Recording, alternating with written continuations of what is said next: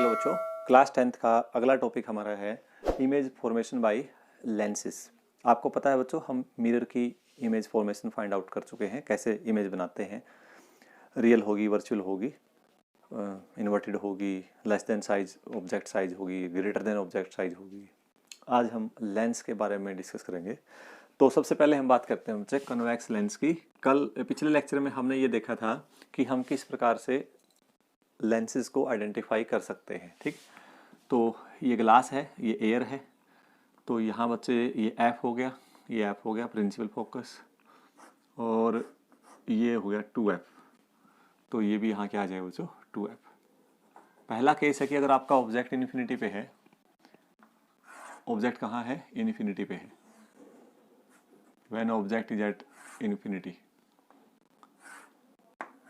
तो ऑब्जेक्ट अगर इन्फिनिटी पे है तो वो रे को, सारे की सारी रेज को प्रिंसिपल फोकस पे मीट करवा देगा, फोकस कर देगा कहाँ पर, लेंस के एफ पर। ठीक है, फोकल लेंथ जो होगी उसी पॉइंट पे क्या कर देगा, उसको फोकस कर देगा। जितना भी बड़ा साइज का ऑब्जेक्ट हो, हमें जो ऑब्जेक्ट मिलेगा, उसकी इमेज मिलेगी, वो पॉइंट साइज होगी बच्चों। पॉइंट साइज में हालांकि इन्वर्टेड और हम इरेक्ट की बात नहीं करते। पॉइंट साइज का मतलब एक जस्ट पॉइंट है, तो उसमें उल्टा सीधा कोई जना मैटर नहीं करता है। पॉइंट साइज होगा। और मैग्निफिकेशन हम किसी भी उसके निकाल लेंगे। मैग्निफिकेशन आएगी बेटे height of image to the height of object, और इसको हम लिख देंगे V by U। This is the magnification. तो मैग्निफिकेशन आएगी ये। तो इस केस में मैग्निफिकेशन आप देख सकते हो, यू इन्फिनिटी पे है, इन्फिनिटी का मतलब बहुत लार्ज डिस्टेंस है, ये बहुत ज़्यादा होगी, ये बहुत कम होगी, तो मैग्निफिकेशन क्या आएगी बच्चों, बहुत बहुत बहुत कम आएगी। ठीक है, तो डिमिनिश्ड इमेज हम कहेंगे इसको बनेगी। डिमिनिश्ड का मतलब होता है जो इमेज बहुत बहुत छोटे साइज की बनेगी, और आवर्धन जो होगा इसका बहुत बहुत कम आएगा। ठीक, ये फर्स्ट केस था। सेकेंड केस हम करते हैं, ये एफ, ये एफ, ये 2F, ये 2F। एक बात याद रखें, जो F है वो 2F और C का मिड पॉइंट होगा बच्चे, क्योंकि एक प्रकार से ये रेडियस ऑफ कर्वेचर है। तो 2F को जो बोलते हैं हम, सेंटर ऑफ कर्वेचर पॉइंट है ये, और सेंटर ऑफ कर्वेचर से C की जो डिस्टेंस होती है उसको हम बोलते हैं रेडियस ऑफ कर्वेचर। ठीक है, तो अब ऑब्जेक्ट है, अगला जो केस हम करने जा रहे हैं, अगर ऑब्जेक्ट रख दिया 2F से परे, बियॉन्ड 2F, इन्फिनिटी पे नहीं है लेकिन फिर भी 2F से दूसरी साइड है, अब बियॉन्ड 2F है, इसको A लिख देंगे, इसको B लिख देंगे। पहला केस रूल कल बताए थे हमने, एक रे ऑफ लाइट प्रिंसिपल एक्सिस के क्या जाएगी बच्चों, प्रिंसिपल एक्सिस के पैरेलल जाएगी। ठीक है, और जब प्रिंसिपल एक्सिस के पैरेलल जाएगी तो कहां से गुजरेगी, वो प्रिंसिपल फोकस में से गुजरेगी, प्रिंसिपल फोकस में से गुजरेगी। ओके, दूसरा केस, कोई भी रे ऑफ लाइट सी में से गुजारी है, सीधी की सीधी चली जाएगी वो, तो ये यहां मीट करेंगे बेटा। बहुत आसान है, लेंस इमेज फॉर्मेशन बहुत आसान है, क्योंकि दो ही आपने बार बार पॉइंट फॉलो करने हैं, एक पैरेलल प्रिंसिपल एक्सिस और एक सी में से। सी वाली जो रे ऑफ लाइट है बेटा वो सीधी चली जाएगी, और प्रिंसिपल एक्सिस की जो पैरेलल है वो क्या होगी, वो फोकस में से जाएगी। अब देखिए, ऑब्जेक्ट जब इन्फिनिटी पे था तो इमेज एफ पे बनी। ऑब्जेक्ट अगर 2F बियॉन्ड 2F है तो इमेज बनेगी बच्चे F और 2F के बीच में।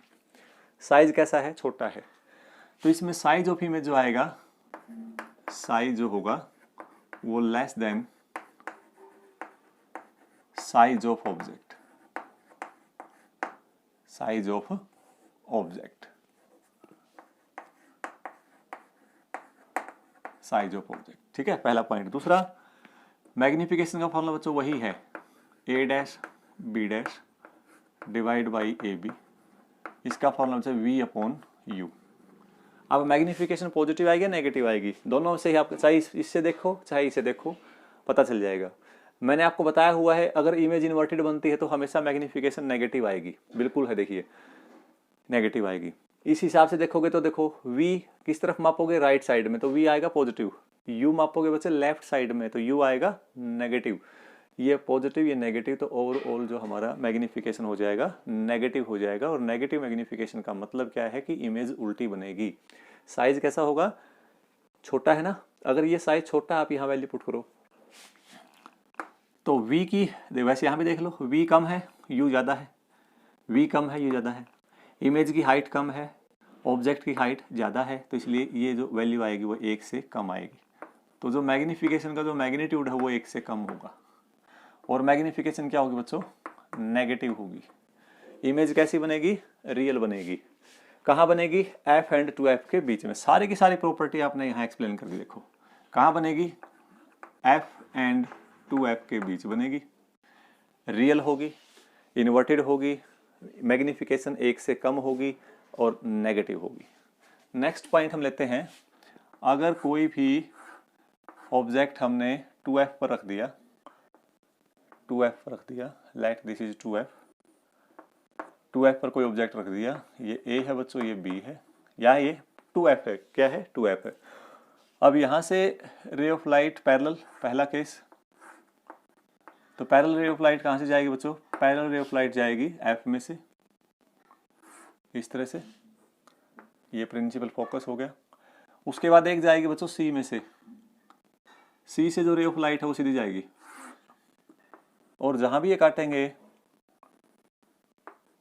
ये काट के बेटे, तो ये जो पॉइंट होगा बच्चे ये भी 2f होगा। ये बड़ा इंपॉर्टेंट पॉइंट है, यानी जब ऑब्जेक्ट 2f पर रखा हुआ है तो इमेज भी कहां बनाएगा, 2f पर ही बनाएगा, साइज सेम आएगा। अब की बार साइज क्या होगा बच्चा, इक्वल होगा, इक्वल साइज किसका, इमेज का। कैसी इमेज बनेगी, इन्वर्टेड, तो मैग्निफिकेशन क्या आएगी बच्चे, इसकी भी नेगेटिव आएगी।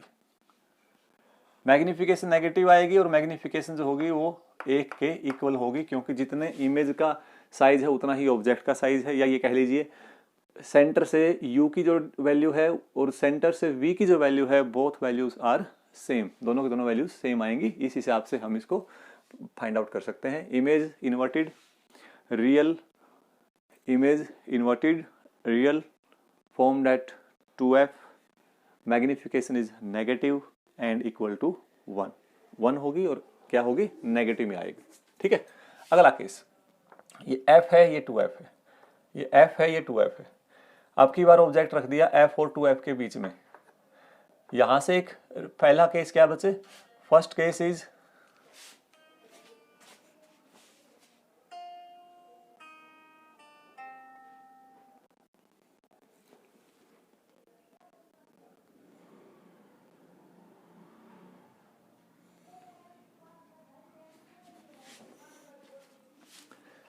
तो पहला पॉइंट क्या होगा बच्चों, देखो इस केस में फर्स्ट पॉइंट है ray parallel to principal axis,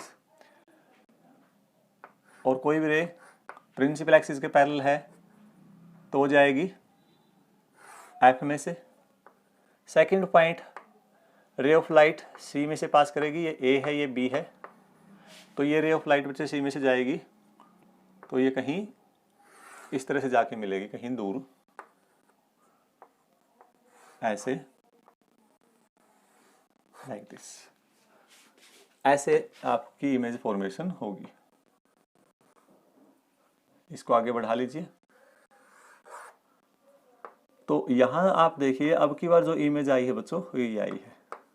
आप ये पॉइंट नोट कर रहे होंगे, जैसे जैसे ऑब्जेक्ट लेंस के नजदीक आ रहा है, इमेज जो है बच्चों लेंस से दूर बनती जा रही है। पहले f और 2f के बीच में थी, फिर वो 2f पे चली गई, नहीं और दूर चली गई, अब वो और दूर चली गई, और साइज भी बढ़ता जा रहा है। जब भी ऑब्जेक्ट लेंस की ओर आएगा, इमेज लेंस से दूर जाएगी और साइज जो है वो बढ़ता जाएगा। इस केस में देखिए साइज जो है वो ग्रेटर होगा। पहला केस ऐसा आया है इसमें जिसमें साइज जो है ग्रेटर देन ऑब्जेक्ट होगा। दूसरा पॉइंट, मैग्निफिकेशन बच्चे यहाँ भी क्या आएगी, नेगेटिव आएगी, क्योंकि इमेज इन्वर्टेड है। ये नेगेटिव लेंगे नीचे वाली वैल्यू, और इसको लेंगे पॉजिटिव, नेगेटिव आएगी। और मैग्निफिकेशन जो आएगी बच्चों वो 1 से ज़्यादा आएगी। रियल इमेज है, बियॉन्ड 2f है, 2f, ये क्या है बच्चों f, ये f, ये 2f, यानी f और 2f के बीच में जब ऑब्जेक्ट रखा तो उसकी इमेज बियॉन्ड 2f बनेगी, रियल होगी, इन्वर्टेड होगी, और साइज जो होगा उसका वो ऑब्जेक्ट के साइज से ज्यादा होगा। ठीक है, अगला पॉइंट, कहां पहुंच गए हम? f पे आगे बचे। ये f है बच्चों, ये 2f है, ये f है, ये 2f। ठीक है, अब की बार ऑब्जेक्ट कहां रखेंगे? ऑब्जेक्ट रखेंगे f पर। फर्स्ट केस, रे ऑफ लाइट पैरेलल, कहां से जाएगी बच्चों? f में से जाएगी। दूसरा किस में से जाएगी? दूसरा जाएगी रे ऑफ लाइट o में से, c में से कह लीजिए इसको।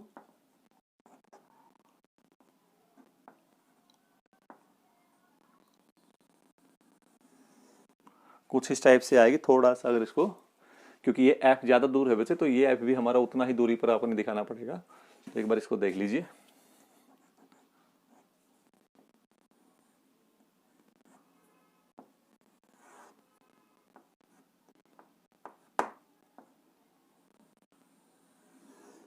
इस तरह से, और ऐसा लगेगा कि देखो ये रे आप जहां मर्जी जितना मर्जी आगे बढ़ाओ इसको, ये रे कहीं भी आगे बढ़ते हुए कहीं भी मिलती हुई अपीयर नहीं होंगी, और ना ही ये पीछे बढ़ाने पर बच्चे मिलती हुई अपीयर होंगी। ना तो आगे बढ़ाने से मिलेंगी और ना ही पीछे बढ़ाने से मिलेंगी। ठीक है, इसलिए इस केस में जब भी ऐसी कोई दो लाइन जो एक दूसरे के पैरेलल हों, तो हम उनको ये अज्यूम करते हैं कि वो कहाँ मिलेंगी बच्चे? जाके इन्फिनिटी पे मिलेंगी। कहाँ मिलेंगी? इन्फिनिटी पे मिलेंगी। तो इस केस में साइज जो होगा वो लार्ज होगा, इमेज का साइज लार्ज होगा, लार्ज साइज। ठीक है, इन्वर्टेड होगी, इन्वर्टेड होगी। अगला पॉइंट क्या होगा? रियल होगी, रियल होगी, और मैग्निफिकेशन नेगेटिव होगी, एक से ज्यादा होगी। तो ये इस तरह से हम इसको रिप्रेजेंट कर सकते हैं। अगला केस बहुत इंपॉर्टेंट है, ये f हो गया बच्चों, ये f है, ये 2f है, ये f है, ये 2f है, ये f है, ये 2f है। रे ऑफ लाइट अब की बार रख दी हमने यहां पर, ऑब्जेक्ट रख दिया बच्चे f और 2f के बीच में। ठीक है, यहां रख दिया, तो यहां से फर्स्ट रे ऑफ लाइट यहां गई पैरेलल, तो पैरेलल रे ऑफ लाइट कहां से गुजरेगी बच्चों? f में से गुजरेगी, इस तरह से यहां से गुजरेगी f में से। ये f है, ये 2f है, और इसको जब पीछे बढ़ाएंगे आप, इस तरह जाएगा। यहां से रे ऑफ लाइट बेटे c में से जाएगी तो कुछ ऐसे आएगी। आप साफ तौर पर देख सकते हो, जब ये रे ऑफ लाइट आगे बढ़ रही हैं तो किसी भी हाल में आगे नहीं मिलेंगी और फैलती जा रही है। लेकिन जब हम यहाँ से ऑब्जेक्ट, इस ऑब्जेक्ट को इस लेंस के थ्रू यहाँ से देख रहे हैं, हमें ऐसा लगेगा कि ये रे जो है ना यहाँ से न आकर, बल्कि ये कहाँ से आ रही है बच्चे? पीछे से आ रही है। कहाँ से आ रही है? पीछे से। कैसे? ये बढ़ाया हमने पीछे,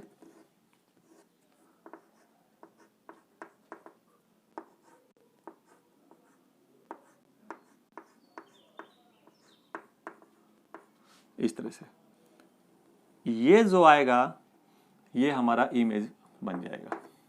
सबसे अलग केस आ गया बच्चों, ये जितने भी केस किए थे, ये ऐसा पहला केस है जिसमें इमेज उसी साइड बनेगी जिस साइड ऑब्जेक्ट रखा हुआ है, रियल नहीं होगी, वर्चुअल इमेज होगी, वर्चुअल इमेज होगी।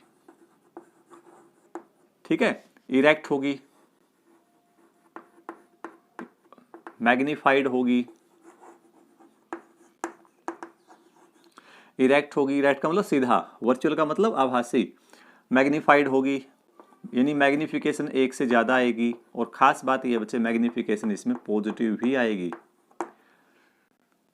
On the same side of the lens बनेगी। तो मैग्निफिकेशन का फॉर्मूला आपको पता है बच्चों, a dash b dash divide by A B is equal to v upon u, इसको लिखेंगे।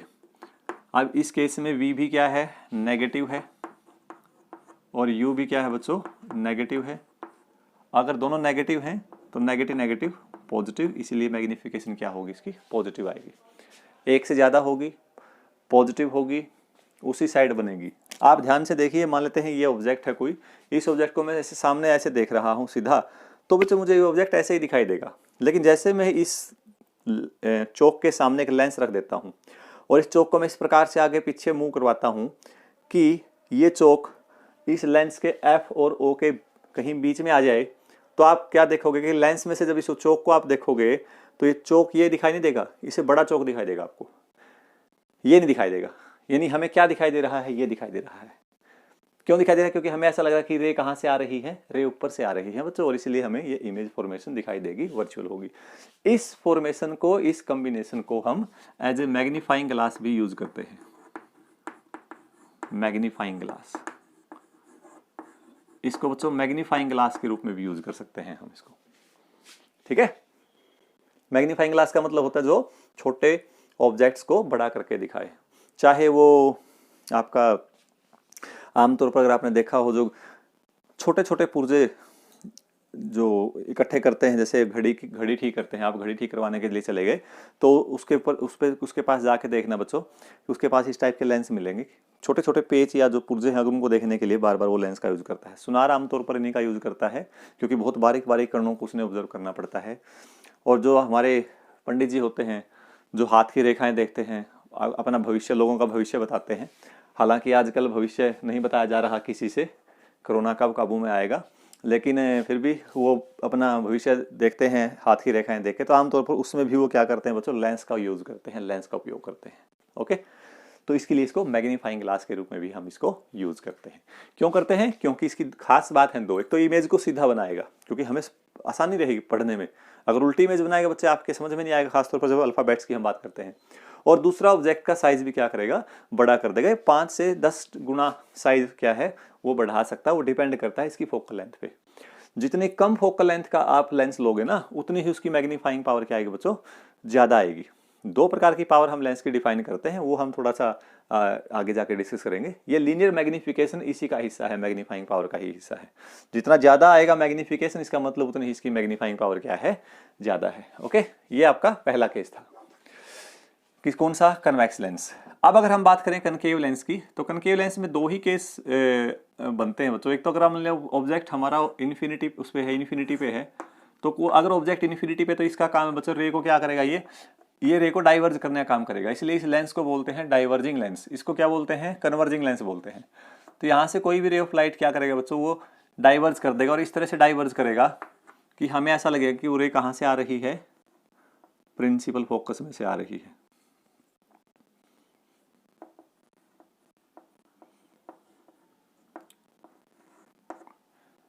इसको थोड़ा सा अगर आप ध्यान से देखें, इसको पीछे बढ़ाया, इसी प्रकार यहां से जो रे ऑफ लाइट है ये डाइवर्ज करेगा, तो हमें ऐसा लगेगा बच्चों ये कहां से आ रही है, हमें ऐसा लगेगा कि फोकस में से आ रही है। अगर आप इस तरफ आप देखेंगे, और लेंस ने क्या कर दिया है, डाइवर्ज कर दिया है।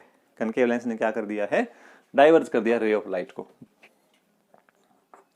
अगला केस देखिए बच्चों, अगला केस ये है कि ऑब्जेक्ट रख दिया हमने यहां पर, यहां से रे पैरेलल गई प्रिंसिपल एक्सिस के, तो जो भी रे प्रिंसिपल एक्सिस के पैरेलल जाएगी तो ये क्या करेगा बच्चों, उसको डाइवर्ज कर देगा इस तरफ। और जब उसको पीछे बढ़ाएंगे तो ऐसा लगेगा कि वो कहां से आ रही है, एफ में से आ रही है, यहां से। दूसरा केस आपको पता ही है, स्टैंडर्ड केस है, तो सी में से गुजारो और ये इस तरफ निकल जाएगी। अब यहां मीट की है बेटे, और मैंने बता रखा आपको, अगर रे ऑफ लाइट आपस में एक दूसरे को काटें और वो एक्चुअली में ना काटें, अपीयर टू बी मीट हो रही हो, देखो इसको आप लेके आए हो यहाँ जबरदस्ती, ये अपने आप नहीं आई है यहाँ पर। ये वाला जो केस है देखो, इसको जब मैंने पीछे बढ़ाया है तो पीछे बढ़ाने पे ये आया है, देखो इस तरह से,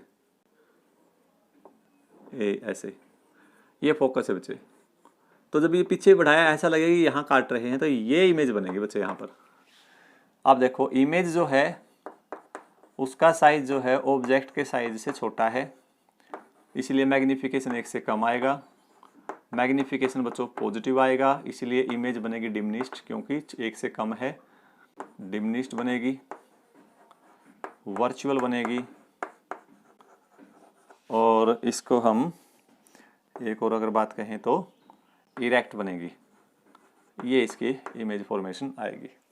तो इस प्रकार से हमने हर डायग्राम के साथ बच्चे इमेज फॉर्मेशन, उसका साइज, मैग्नीफिकेशन कैसे फाइंड आउट करेंगे। तो मैग्नीफिकेशन पे कभी भी रट्टा मारने की जरूरत नहीं है कि किसकी मैग्नीफिकेशन पॉजिटिव होगी किसकी नेगेटिव होगी। जब भी आप कोई इमेज फॉर्मेशन करते हो साथ साथ में उसका मैग्नीफिकेशन चेक करते जाइए, कभी भी कंफ्यूज नहीं होंगे। ना माइनस का चक्कर पड़ेगा ना प्लस का, कि प्लस आएगा माइनस आएगा, कोई भी किसी प्रकार की प्रॉब्लम नहीं आएगी बच्चों, आप बिल्कुल आराम से कर सकते हो। ठीक है, 2-3 मेन बातें आपने ध्यान रखनी है, ये बहुत खास पॉइंट है। पहला पॉइंट, जो फोकल लेंथ है लेंस की, वो फोकल लेंथ चेंज हो सकती है। Focal length of lens changes, can be changed. इसकी फोकल लेंथ चेंज हो सकती है। इसकी फोकल लेंथ कैसे चेंज हो सकती है? पहला बच्चे मीडियम चेंज करके, अगर आपने मीडियम चेंज कर दिया तो फोकल लेंथ चेंज हो जाएगी भाई। मैंने कल बताया भी था, आपको याद होगा मैंने कल बताया था। फोकल लेंथ का मतलब क्या है कि कहाँ आपकी जो रे है वो कहाँ फोकस हो रही है। अब अगर मैंने क्या किया, एग्जांपल देखो, एक अगर मैंने ये ले लिया बच्चे, लेंस ले लिया, ये लेंस ले लिया, ग्लास लेंस है। पहले यहाँ बच्चों एयर थी बाहर, अब एयर की बजाय क्या कर दिया, एयर की बजाय हमने यहाँ ले लिया बच्चे वाटर। तो वाटर लेने से क्या होगा, पहले मान लिया उसकी फोकल लेंथ बच्चों यहाँ थी, ये फोकल लेंथ थी, लेकिन अब अगर वाटर में आप लेंस रखोगे, अब आप ये देखोगे कि इस लेंस की जो फोकल लेंथ है क्या फर्क पड़ेगा उसके ऊपर। मीडियम अगर आपने चेंज कर दिया तो मीडियम के चेंज करने से क्या फर्क पड़ेगा, फोकल लेंथ बढ़ेगी घटेगी, क्या क्या फर्क आएगा बच्चे, ये बड़ा इंपॉर्टेंट पॉइंट है। अगर एयर था तो आपको पता है बच्चे, ये जो डायनेसर था ये प्योर रेयर मीडियम था, तो ये ज़्यादा से ज़्यादा कन्वर्ज करेगा। लेकिन अगर इसके और इस मीडियम के रिफ्रैक्टिव इंडेक्स में अंतर कम रह गया तो ये बेटे क्या करेगा, रे ऑफ लाइट को थोड़ा सा और दूर जाके फोकस करेगा। इसका मतलब इसकी फोकल लेंथ बढ़ जाएगी। तो मीडियम, ज़्यादा रिफ्रैक्टिव इंडेक्स के मीडियम, जैसे एयर से कोई ज़्यादा रिफ्रैक्टिव इंडेक्स के मीडियम में अगर ग्लास रखोगे तो उसकी फोकल लेंथ बढ़ेगी। और एक ऐसा टाइम आएगा कि उसकी फोकल लेंथ, मतलब फोकल लेंथ बढ़ने का मतलब क्या है, पहले वो नज़दीक फोकस कर रहा था, अब वो रे ऑफ लाइट को थोड़ा सा और दूर फोकस करेगा बच्चों। दूसरा केस क्या है, अगर ऐसा करते करते आपने ये कर दिया कि लेंस को एक ऐसे मीडियम में रख दिया जिस मीडियम में रखने पर उस मीडियम का रिफ्रैक्टिव इंडेक्स उस लेंस के मटेरियल के रिफ्रैक्टिव इंडेक्स से ज़्यादा है, ठीक है ना। जैसे ग्लास का एक लेंस है, उसको हमने एक ऐसे मीडियम में रख दिया जिसका रिफ्रैक्टिव इंडेक्स ग्लास के लेंस से ज़्यादा है, ठीक है। तो उससे क्या होगा, रे ऑफ लाइट आपकी कन्वर्ज करने की बजाय वो डाइवर्ज करना शुरू कर देगा। उसका बिहेवियर कैसा हो जाएगा, कनकेव का हो जाएगा। यानी किसी भी लेंस की फोकल लेंथ को आप इंक्रीज कर सकते हो, डिक्रीज कर सकते हो, उसको पॉजिटिव या नेगेटिव में भी चेंज कर सकते हो, लेंस का नेचर भी चेंज कर सकते हो। मैंने पहले कहा था ये फिक्स नहीं है कि ये शेप दिखाई देगी तो ये आपका कन्वेक्स लेंस ही होगा। फोकल लेंथ चेंज कर सकते हो, उसका आप नेचर चेंज कर सकते हो लेंस का। कैसे चेंज कर सकते हो, मीडियम को चेंज करके। अगला पॉइंट, जो लेंथ है, अलग अलग वेवलेंथ की लाइट अगर इस पर डालोगे बेटे, डिफरेंट वेवलेंथ ऑफ लाइट के लिए, डिफरेंट वेवलेंथ ऑफ लाइट अगर आप ले रहे हो, डिफरेंट फोकल लेंथ आएगी। डिफरेंट वेवलेंथ के लिए डिफरेंट फोकल लेंथ आएगी। ये भी बहुत इंपॉर्टेंट पॉइंट है बच्चों। वेवलेंथ डिफरेंट तो फोकल लेंथ भी क्या होगी, डिफरेंट होगी। आप ध्यान से देखो, ये आगे हायर क्लासेस में आपको समझ में आएगा, लेकिन थोड़ा सा ये बड़ी मजेदार बात है इसलिए मैं यहाँ डिस्कस कर रहा हूँ आपके साथ। जैसे ये ले लिया, एक रेड कलर एंटर करता है बच्चों, ठीक है, और दूसरा लेंस ले लिया, इसमें से आपने ब्लू कलर को एंटर करवाया, यहाँ रेड कलर ले लिया, यहाँ ब्लू कलर ले लिया। विबग्योर हम देखते हैं, VIBGYOR, हमारी जो वाइट लाइट है, जब इसको किसी प्रिज्म में से पास करते हैं तो वो 7 रंग में टूट जाती है। वैसे तो बहुत सारे इनफाइनाइट कलर होते हैं इसके अंदर, लेकिन हमें 7 ही ऑब्जर्व होते हैं। ये वॉयलेट है, ये इंडिगो है, ये ब्लू है, ये ग्रीन है, ये येलो है, ये ऑरेंज है और ये रेड है। तो रेड की वेवलेंथ सबसे ज्यादा होती है बच्चों, और ब्लू की वेवलेंथ क्या होती है, सबसे वॉयलेट की सबसे कम होती है। यानी अगर मैं रेड और ब्लू की बात करूंगा तो ब्लू वेवलेंथ कम है और रेड की वेवलेंथ क्या है, ज्यादा है। जितनी ज्यादा वेवलेंथ की लाइट लेंस पे पड़ेगी उतनी उसकी फोकल लेंथ ज्यादा आएगी। इसका मतलब दूर फोकस करेगा। उसी लेंस में से अगर ब्लू कलर की लाइट आप पास करते तो वो क्या करता है बच्चे, उसको नजदीक फोकस कर देता। यानी आप ये कहेंगे focal length for red colour is greater than focal length for blue colour. ठीक है, ये दूसरा पॉइंट है फोकल लेंथ के लिए अगर हम ऑब्जर्व करते हैं तो। एक पॉइंट और है, वो ये है, अगर आप दो लेंस को कंबाइन करते हो बच्चे, एक लेंस ले लिया और इसके साथ हमने बच्चे एक लेंस और जोड़ दिया, एक लेंस और जोड़ दिया, इस केस में क्या होगा, इसकी फोकल लेंथ f1 है, इसकी फोकल लेंथ f2 है, एक की फोकल लेंथ f1 है, एक की f2 है। तो इस केस में अगर आप क्या निकाल लेंगे, दोनों की इफेक्टिव फोकल लेंथ निकाल लेंगे, उसको निकालने का तरीका ये होगा 1/f is equal to 1/f1 plus 1/f2। ऐसे जुड़ेंगी जिस प्रकार से रेजिस्टेंस पैरेलल में जुड़ती है ना, इस प्रकार से फोकल लेंथ जो आएंगी बच्चों वो कैसे आएंगी, रेसिप्रोकल में जुड़ेंगे। ये प्रूफ है इसके, लेकिन ज्यादा जरूरत नहीं है यहाँ प्रूफ की, आप आसानी से इसको रिजल्ट को याद रख सकते हो।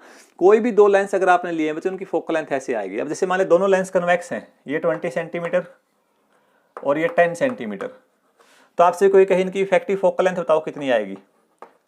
दोनों ही कन्वेक्स हैं तो 1/20 प्लस 1/10, एलसीएम आ गया बच्चों 20, ऊपर आ जाएगा 2 + 1, 1 + 2 कह लीजिए, 1 + 2, 3/20, तो ये आ जाएगी बच्चों 20/3 फोकल लेंथ। ये तो 3/20 तो 1/f आया है ना, तो अगर 1/f 3/20 आया है बच्चों, तो f कितना आएगा 20/3। क्या हुआ, फोकल लेंथ घट गई है। कितनी रह गई है 8।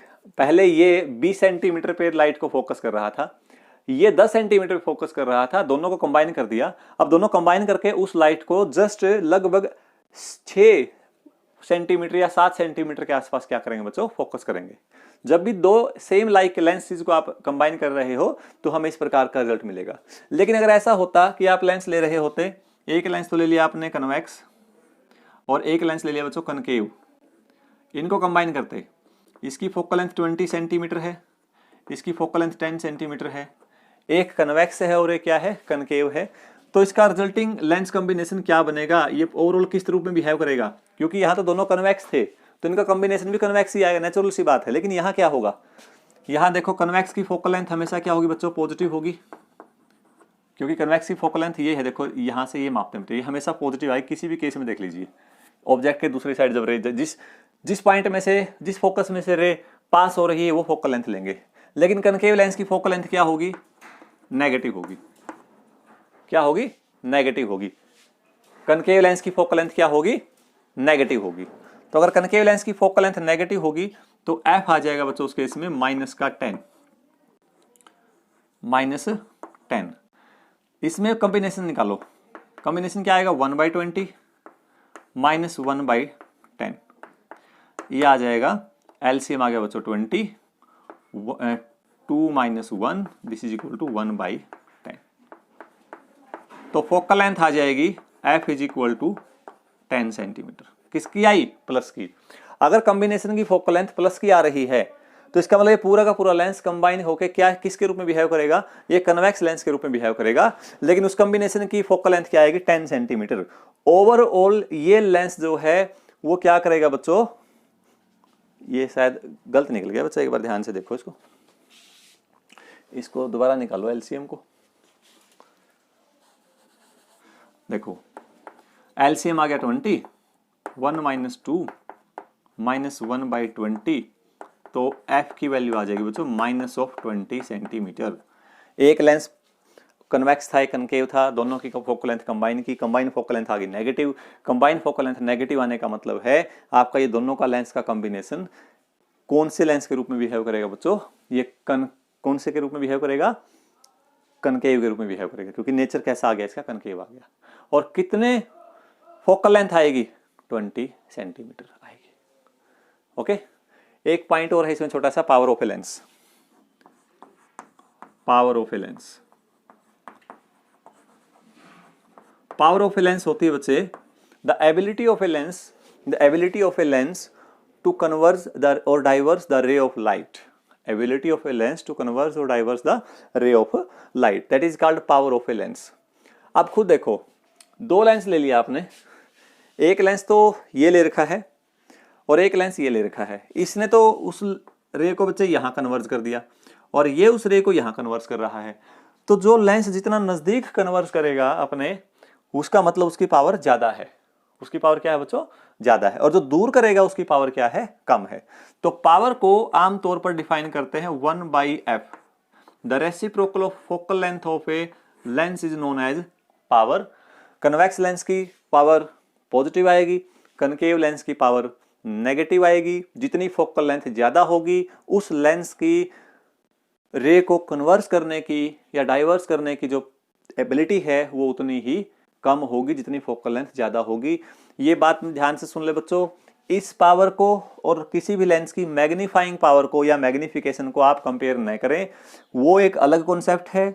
मैग्नीफाइंग पावर या मैग्निफिकेशन जो है वो लेंस की वो एबिलिटी बताता है जिससे वो किसी इमेज को या किसी ऑब्जेक्ट को की जो इमेज आएगी वो कितना बड़ा या कितना छोटा करेगा, वो उसकी एबिलिटी होगी। लेकिन ये जो है ये उसकी रे ऑफ लाइट को कन्वर्स या डाइवर्स करने की एबिलिटी है।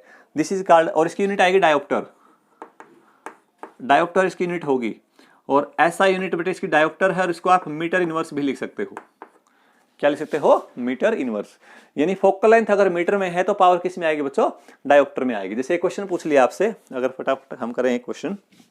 देखो बेटे हमने क्या किया, हमने पावर निकाली 1/f। अगर मान लिया फोकल लेंथ दे दिया आपको 20 सेंटीमीटर और लेंस दे रखा है बच्चों, lens is concave, concave lens, और आपसे पूछा कि क्या निकालिए?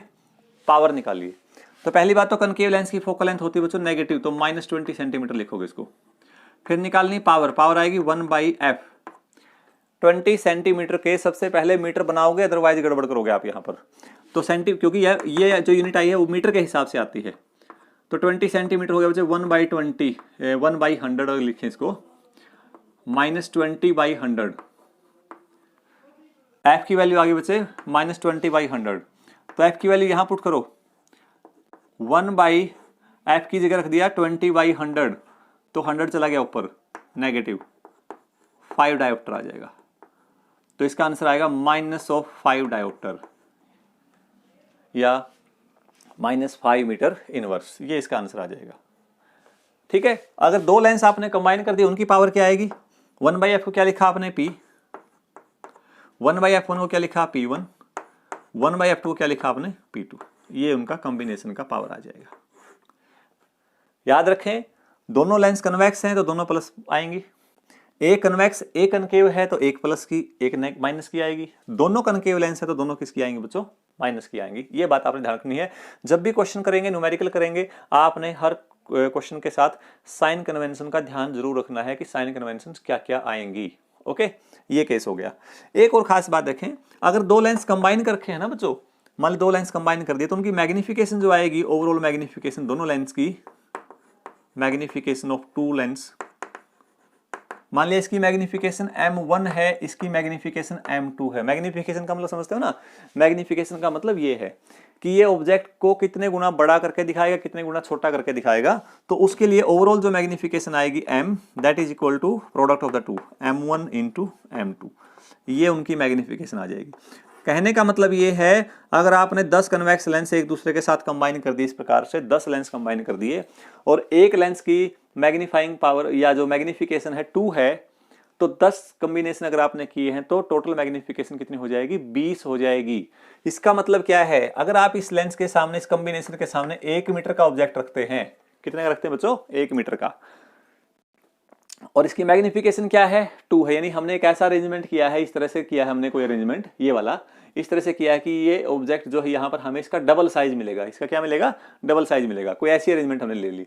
तो कहता है अगर उसका मैग्निफिकेशन, लीनियर मैग्निफिकेशन 2 है, अगले लेंस का भी 2 है, अगले का भी 2 है, तो पहले लेंस इसको कितनी इमेज बनाएगा? 2 मीटर की, अगले वाला 4 की, फिर तीसरा होगा तो बच्चों 6 की। इस प्रकार से अगर 5 लेंस भी आपने कंबाइन कर दिए, 10 की जगह 5 ले लिए, और हर एक की मैग्निफिकेशन अगर 2 है तो 2 इंटू 2 इंटू 2 इंटू 2 इंटू 2, तो आपका जो मैग्निफिकेशन है वो कई गुना बढ़ जाएगा, क्योंकि मैग्निफिकेशन आपस में मल्टीप्लाई होगा।